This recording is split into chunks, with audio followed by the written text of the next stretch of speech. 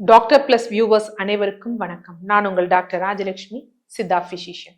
So இந்த பதிவில் நம்ம எதை பற்றி பார்க்க போறோம் அப்படின்னு பார்த்தீங்கன்னா, சர்க்கரை நோயாளிகளுக்கு பாதங்கள்லையும் கால்கள்லையும் புண்கள் வருது பார்த்தீங்களா? ஸோ அந்த மாதிரி புண்கள் வர காரணம் என்ன, அதுக்கு நம்ம என்ன பண்ணலாம் அப்படிங்கிறத தான் நம்ம இந்த பதிவில் வந்து பார்க்க போறோம். ஆக்சுவலா என்ன அப்படின்னு பாத்தீங்கன்னா, சர்க்கரை நோயாளிகளுக்கு ஏன் காலில் வந்து புண் வருது? நிறைய பேர் வந்து சொல்லுவாங்க, எனக்கு இல்லையே, சுகர்லாம் நல்லா கண்ட்ரோல்ல தான் இருந்துச்சு, புண்ணு வந்தா கூட எனக்கு ஆடுற மாதிரி தான் இருந்துச்சு, எனக்கு ஏன் இப்படி ஆச்சு அப்படிங்கிறது பலருக்கு வந்து தெரியறது கிடையாது. ஸோ அவங்க கிட்ட நம்ம ஹிஸ்டரியை கேட்டோம்னா, நீங்க எவ்வளவு வருஷம் சுகர் இருக்கு அப்படின்னா அவங்க சொல்லுவாங்க. சில பேர் எனக்கு 10 வருஷம், 15 வருஷம், 20 வருஷம் அப்படின்னு சொல்லுவாங்க. சில பேர் சொல்லுவாங்க, எனக்கு இந்த காலில் புண்ணு வந்த பிறகுதான் சுகர் வந்தது அப்படின்னு வந்து சொல்லுவாங்க. அந்த காலில் ஏற்பட்ட புண்ணு மேல வந்து பழி போடுவாங்க. ஆனா ஆக்சுவலா என்ன அப்படின்னு பாத்தீங்கன்னா, அவங்களுக்கு சர்க்கரை நோய் முன்னாடியே ஸ்டார்ட் ஆயிருக்கும். அது கண்ட்ரோல் இல்லாம இருந்திருக்கும். அது பல பேருக்கு வந்து தெரியறது இல்லை. அதே மாதிரி ரொம்ப காலம் இது பண்றவங்க கூட 20 வருஷமா சொல்லுவாங்க, நான் இந்த மாத்திரை எடுக்கிறேன், அது எடுக்கிறேன், இந்த மாதிரி ட்ரீட்மெண்ட் எல்லாம் சொல்லுவாங்க. பிளட் சுகர் லெவல் இவ்வளோலாம் இருந்துச்சுருவாங்க. அந்த ஹெச்பிஏஒன்சி அப்படிங்கிற ஒரு விஷயத்தை கேட்டோம் அப்படின்னா, அது வரைக்கும் அது மாதிரி இது வரைக்கும் நான் பார்த்தது இல்லையே அப்படின்னு வந்து சொல்லுவாங்க. சில பேர் இந்த ஒன் டச் அப்பப்ப போட்டு பார்த்துக்குவாங்க பார்த்தீங்களா, கையில குத்தி அதையே தான் பார்த்து வந்து நம்ம நார்மலா இருக்கோம் அப்படின்னு வந்து நினைச்சிட்டு இருப்பாங்க. ஏன் திரும்ப திரும்ப மருத்துவ உலகம் இந்த ஹெச்பிஏஒன்சியில டாக்டர்ஸ் நாங்க ஸ்ட்ரெஸ் பண்றோம் அப்படின்னா, இந்த ஹெச்பிஏஒன்சி 6.5க்கு மேல போச்சுனாலே உங்களுடைய ரத்தத்தின் சர்க்கரை அளவு சீராய் இல்லை. அப்ப ரத்தத்துல வந்து சர்க்கரை அதிகமாச்சுன்னா என்ன ஆகும்னா, ரத்தத்தோட அடர்த்தி தன்மை வந்து அதிகமாகும். நம்மளே ஒரு இமேஜின் பண்ணிக்குவோம். இப்ப என்ன அப்படின்னா, ஒரு நீர் வெளியேற ஒரு வாய்க்கால் இருக்கு அப்படின்னு வச்சுக்கோங்களேன். அதுல நீர் சுத்தமா இருந்ததுன்னா போய்கிட்டே இருக்கும். அதுல அதிகமா சேறு இந்த மாதிரி எல்லாம் கலந்து இருந்ததுன்னா அந்த நீர் வந்து சரியா வந்து போகாது. எந்த இடத்துக்கு போகணுமோ அங்க போகாது. சோ அந்த மாதிரி இருக்கும் பொழுது என்னன்னா, ஏன்னா இந்த ரத்தத்தின் வழியாதான் நம்ம செல்களுக்கும் தசைகளுக்கும் எல்லாத்துக்கும் தேவையான சத்துக்கள் வந்து போகுது, ஆக்சிஜன் போகுது, எல்லாமே அது வழியா தான் போகுது. சோ அப்படி போகாம இருக்கிறப்ப சத்துக்கள் கிடைக்காது, ஆக்சிஜன் கிடைக்காது. அதே மாதிரி என்ன அப்படின்னு பாத்தீங்கன்னா, ரத்த ஓட்டமும் இருக்காது. அப்ப அங்க போய் சேரக்கூடிய அந்த டார்கெட்டான இடம் இருக்கு பாத்தீங்களா, அது கொஞ்சம் கொஞ்சமாக செல்கள் வந்து செயலிழந்து இறக்க ஆரம்பிக்கும். இறந்த பிறகு அந்த டெட் செல்ஸ் இருக்கக்கூடிய இடங்கள் தான் என்ன ஆகும் அப்படின்னு பாத்தீங்கன்னா புண்களாக மாறும். இதுதான் இந்த சர்க்கரை நோயில இருக்கு. சோ இது இந்த மாதிரி இருக்குன்னா அவங்களுக்கு என்ன பிரச்சனை, 2 பாதிப்பு இந்த சர்க்கரை நோயால ஏற்பட்டிருக்குன்னு தெரியணும். ஒண்ணு வந்து என்ன அப்படின்னு பாத்தீங்கன்னா, நரம்புகளும் பாதிக்கப்பட்டிருக்கு, ரத்த நாளங்களும் பாதிக்கப்பட்டிருக்கு. நரம்புகள் பாதிக்கப்படக்கூடிய காரணம் என்ன, ரத்த நாளங்கள் போதுமான அளவு நியூட்ரிஷனை எடுத்துட்டு போகாததுனால நமக்கு வந்து என்ன அப்படின்னு பாத்தீங்கன்னா நரம்புகள் பாதிக்கப்பட்டிருது. சோ இது 2மே பாதிக்கப்பட்டிருக்குங்கிறது தெரிஞ்சுக்கணும்.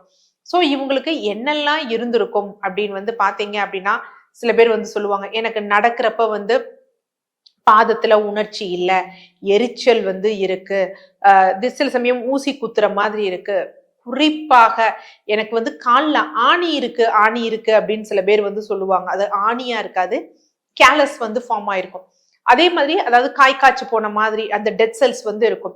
இன்னும் சிலருக்கு இந்த மாதிரி குறிகுணம் இல்லைனாலும் அவங்க பாதத்துல அங்கங்க வந்து பாத்தீங்க அப்படின்னா ஒரு திக்கான ஸ்கின் லேயர் இருந்ததுனாலே அவங்களுக்கு ரத்த ஓட்டமும் சரியில்லை, நரம்புகளின் இயக்கமும் சரியில்லை அப்படிங்கிறத வந்து நம்ம புரிஞ்சுக்கணும். ஏன்னா அதை நம்ம சரியா அணுகல அப்படின்னு வச்சுக்கோங்களேன், இந்த டயபெட்டிக்கால வந்து அவங்களுக்கு கால்கள்ல வந்து புண்கள் வந்து ஏற்படும். சோ சித்த மருத்துவத்திலையும் விரணம் அப்படிங்கறத வந்து 16 வகையான ஊன்ஸா வந்து பிரிச்சிருக்காங்க. சோ இதத்தான் வந்து பாத்தீங்கன்னா சித்த மருத்துவத்துல ஒரு இதுல வந்து பாத்தீங்கன்னா மருத்துவ பாரதம் அப்படிங்கிற ஒரு நூல் வந்து இருக்கும். சோ அதுல என்ன குறிப்பிட்டிருப்பாங்க அப்படின்னா, கிரந்தி புண் ரணமேகம் கீசன் எனும் துன்மார்க்கன் அருந்ததி என்னும் பாஞ்சாலி உன்னை கண்ணுற்றானே அப்படிங்கிற வரிகள் வந்து இருக்கும்.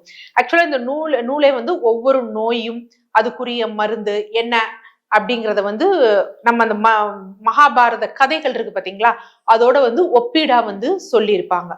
சோ இதுல என்ன சொல்றாங்க அப்படின்னா, இந்த கீசகன் அப்படின்னு இருக்கு பாத்தீங்களா, துன்மார்கன், அதைத்தான் வந்து இந்த டயபெட்டிஸால ஏற்படக்கூடிய ஒரு டயபெட்டிக்கால வரக்கூடிய ஒரு நோய், டயபெட்டிக் வருது, சோ அதைத்தான் கீசகன். இதுல வந்து இந்த பாஞ்சாலியத்தான் நம்ம உடம்போட வந்து கம்பேர் பண்ணியிருக்காங்க. இது வந்து என்னன்னா நமக்கு இந்த மாதிரி புண்கள் ரணமேகங்களை வந்து உண்டு பண்ணுது அப்படின்னு. அதாவது டயபெட்டிக்கால இந்த மாதிரி காம்ப்ளிகேஷன் அந்த காலம் தொட்டே இருந்திருக்கு அப்படின்னு. பட் அதுல வந்து மெடிசன்ஸா எக்ஸ்டர்னலுக்கு சொல்லும் பொழுது வந்து பாத்தீங்கன்னா கந்தகம் அதெல்லாம் சொல்லியிருப்பாங்க. பட் நம்ம இங்க சொல்லக்கூடிய காரணங்கள் என்ன அப்படின்னா இந்த டயபெட்டிக்கால இப்படி காம்ப்ளிகேஷன்ஸ் வரும், அந்த கீசகனுக்கு ஒப்பா வந்து இந்த காம்ப்ளிகேஷன்ஸை வந்து சொல்றாங்க அப்படிங்கறத தான் இந்த பாடல் வந்து நமக்கு சொல்லியிருக்கு. சோ இந்த மாதிரி வந்துருச்சு அப்படின்னா நிறைய இடத்துல என்ன பண்றாங்க அப்படின்னா வந்துருச்சு கால் விரல்களை எடுக்கணும், கால்களை எடுக்கணும் அப்படிங்கிற ஒரு விஷயங்கள் வந்து இருக்கு. சோ அதை நம்ம ஆரம்ப ஸ்டேஜ்லயே நம்ம பார்த்துட்டோம் அப்படின்னு வச்சுக்கோங்களேன், அந்த இழப்பிற்குரிய அவசியம் வந்து கிடையாது. என்னன்னா நம்ம யூஸ்வலா நரம்புகள் ஆனது ஒன்ஸ் டெத் ஆயிடுச்சு அப்படின்னு வச்சுக்கோங்களேன், அதை திருப்பி நம்ம வந்து உயிரூட்ட முடியாது.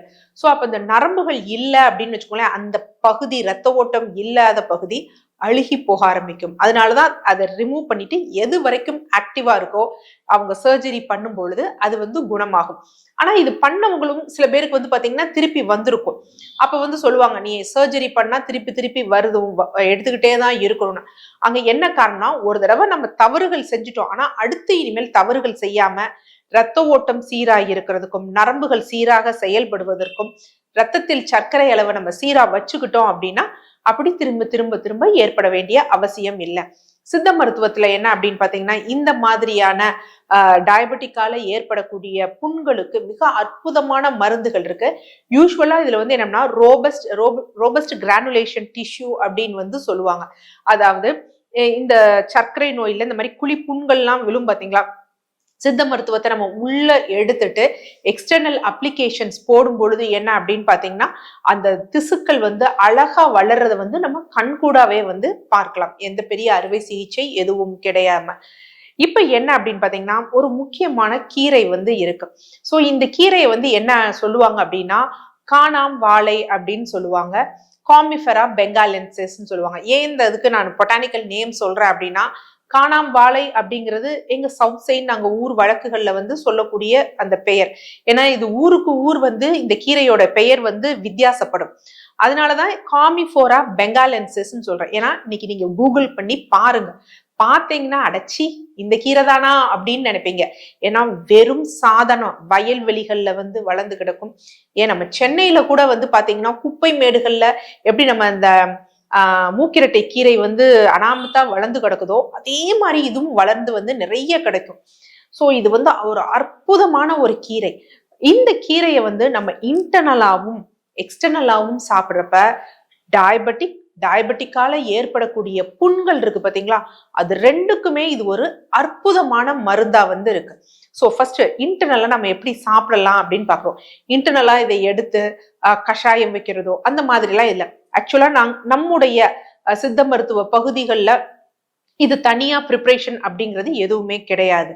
ஆனா யூஸ்வலா ஊர் வழக்குகள்ல நம்ம என்ன பண்ணுவோம் அப்படின்னா இந்த கீரையை சமைத்து சாப்பிடக்கூடியதுதான்.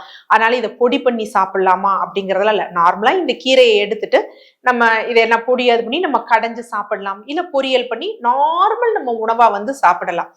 ஸோ இதுக்கு சில ஆராய்ச்சி தரவுகள் இருக்கு, அதை நான் பின்னாடி வந்துட்டேன். அதே மாதிரி எக்ஸ்டர்னல் ப்ரிப்பரேஷனா இதை என்ன பண்ணலாம் அப்படின்னா இந்த இலையை பறித்து நல்லா அரைச்சிட்டு கொஞ்சம் மஞ்சள் விட்டு அரைச்சு எக்ஸ்டர்னலா இந்த டயபெட்டிக்கால புண்கள் இல்ல வேற புண்கள் வந்தா கூட அதுல நம்ம நீட்டா இதை பற்று போட்டு வந்தோம் அப்படின்னா அந்த ரணங்கள் ஆறுறது கண்கூடா வந்து நமக்கு வந்து தெரியும்.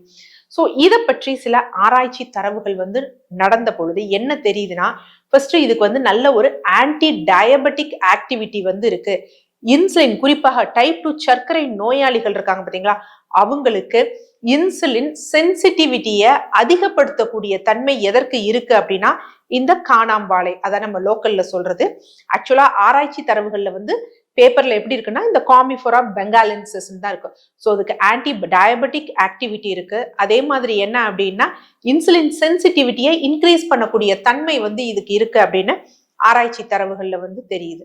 அடுத்து எக்ஸ்டர்னலா இது வந்து ஆன்டி பாக்டீரியல் ப்ராப்பர்ட்டி இருக்கு, ஆன்டி இன்ஃப்ளமேட்டரி ப்ராப்பர்ட்டி இருக்கு. அதாவது தாபிதத்தை இந்த புண்கள் எல்லாம் வந்து பாத்தீங்கன்னா இல்ல நம்ம இந்த புண்கள் வர்றதுக்கு முன்னாடி செவச்செவன்னு ஒண்ணு வரும் பாத்தீங்களா, அதை குறைக்கக்கூடிய தன்மை வந்து இருக்கு. அதே மாதிரி வூண்ட் ஹீலிங் ப்ராப்பர்ட்டியும் இந்த காணாம் வாழைன்னு சொல்லக்கூடிய காமிஃபெரா பெங்காலென்சிஸ்க்குன்னு இருக்கு. ஸோ இது நான் இந்த பேர் தெரியாதவங்க யோசிக்கலாம் இது எங்க போய் தேடலாம் அப்படின்னு. ஸோ நீங்க ஜஸ்ட் நான் சொன்ன பொட்டானிக்கல் நேம் நீங்க கூகுள் பண்ணி பாருங்க. இந்த கீரை ரொம்ப அசால்ட்டா வளர்ற கீரை தான். நீங்க வீட்டுல கூட தொட்டியில வளர்த்துட்டு சர்க்கரை நோயாளிகள் ஒரு வாரத்துக்கு 3 தடவை பொரியல் பண்ணியோ இல்ல கடையல் செஞ்சோ சாப்பிடலாம். புண்கள் இருக்கவங்க நீட்டான ஒரு ப்ரிப்பரேஷனோட எக்ஸ்டர்னலா வந்து நம்ம வந்து யூஸ் பண்ணிக்கலாம். அடுத்து இது இல்லாம இந்த ரணங்களுக்கு ரொம்ப நல்ல ஆறக்கூடிய ஒரு எண்ணெய் ப்ரிப்பரேஷன் இருக்கு. ஸோ இதை வந்து என்ன சொல்லுவாங்கன்னா விடராஜாங்க தைலம் அப்படின்னு வந்து சொல்லுவாங்க. இதற்கு என்ன அப்படின்னு பாத்தீங்கன்னா ஆமணக்கெண்ணெய், அதாவது நம்ம விளக்கெண்ணெய்ன்னு சொல்லுவோம் பாத்தீங்களா, இதுல மருத்துவத்திற்கு பயன்படுத்தக்கூடிய ஆமணக்கெண்ணெய் 1 லிட்டர் வந்து எடுத்துக்கணும். அடுத்து 70 கிராம் சுத்தி செய்த எட்டி கொட்டை வந்து எடுத்துக்கணும். ஒரு 70 கிராம் வரமஞ்சள் வந்து எடுத்துக்கணும். இதுல வரமஞ்சளை நம்ம என்ன பண்ணிக்கணும் அப்படின்னா நல்லா இடிச்சு எடுத்துக்கணும். ஸோ எண்ணெயில போட்டு நல்லா காய்ச்சணும். காய்ச்சும் பொழுது என்ன பதம் அப்படின்னா அந்த கொட்டையை வந்து நம்ம எடுத்து இப்படி உடைச்சு பார்த்தோம், எட்டி கொட்டைனா நல்லா சடக்குன்னு உடையணும்.